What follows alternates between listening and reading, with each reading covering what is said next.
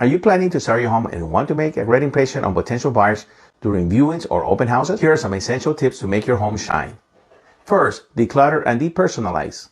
Remove personal items and excess clutter to create a clean, spacious environment.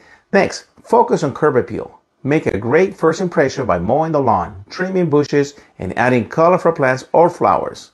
Inside, prioritize cleanliness. Clean every room, paying attention to the floors, windows, and surfaces. Eliminate odors, open windows for fresh air, and consider adding a pleasant scent with candles or fresh flowers. Create cozy, inviting seating areas that highlight the best features of each room. Use neutral colors and remove personal photos or items that could distract potential buyers. So let the natural light in and add lamps or strategic lighting to create a warm and welcoming ambience. Use fresh neutral linens, fluffy towels, and stylish decor. Fresh flowers or greenery can add a touch of life and vibrancy. If you have any questions, reach out, text me, email me, call me, whatever's best.